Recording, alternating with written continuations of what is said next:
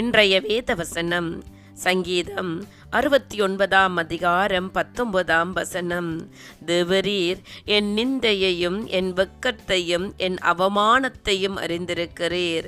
என் சத்துருக்கள் எல்லாரும் உமக்கு முன்பாக இருக்கிறார்கள்.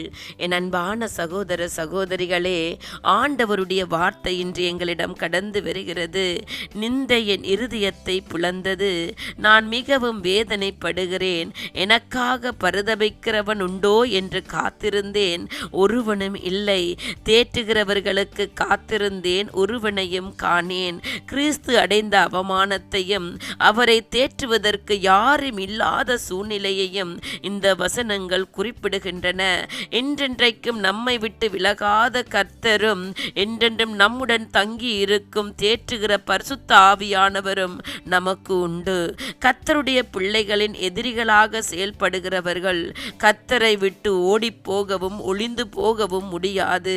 சிலுவையில் அறையப்பட்டிருந்த கிறிஸ்துவுக்கு கசப்பு கலந்த காடியை குடிக்க கொடுத்த போது இந்த தீர்க்க தரிசனம் நிறைவேறியது.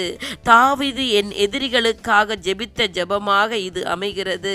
நீதி விளங்கும்படி தாவீது ஜெபித்தார். கிறிஸ்துவோ தம்மை சிலுவையில் அறைந்தவர்களுக்காக மன்னிக்கும்படி வேண்டினார். நாமும் நம்முடைய எதிரிகளுக்காக ஜெபிக்காமல் அவர்கள் மனம் திரும்புவதற்காக ஜெபிப்பது நம் மீது விழுந்த கடமையாய் இருக்கிறது.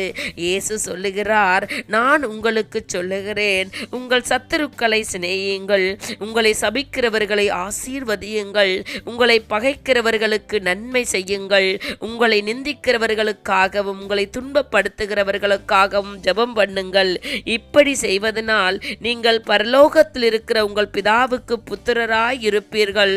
அவர் தீயோர் மேலும் நல்லோர் மேலும் தமது சூரியனை உதிக்க பண்ணி நீதி உள்ளவர்கள் மேலும் அநீதி உள்ளவர்கள் மேலும் மழையை பொழிய பண்ணுகிறார்.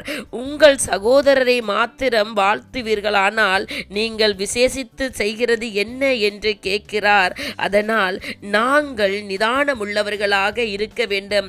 தேவ பிள்ளைகள், தேவனின் சாயலை நாங்கள் தரித்தவர்களாக இருக்க வேண்டும். உங்களை சிநேகிக்கிறவர்களையே நீங்கள் சிநேகிப்பீர்களானால் உங்களுக்கு பலன் என்ன என்று கேட்கிறார்.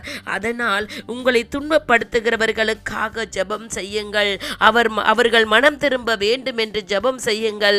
இப்படியாக நீங்கள் செய்யும் போது நீங்கள் தேவனுடைய புத்திரர்களாய் இருப்பீர்கள். இயேசுவின் சாயலை தரித்தவர்களாக நாங்கள் வாழுவதையே அவர் எங்களிடம் விரும்புகிறார். மனம் திரும்புங்கள், அவருடைய வழியில் நடந்து வந்து விடுதலைகளை பெற்றுக் கொள்ளுங்கள். அவர் உங்களையும் உங்கள் சந்ததிகளையும் ஆசீர்வதிப்பார். அல்லே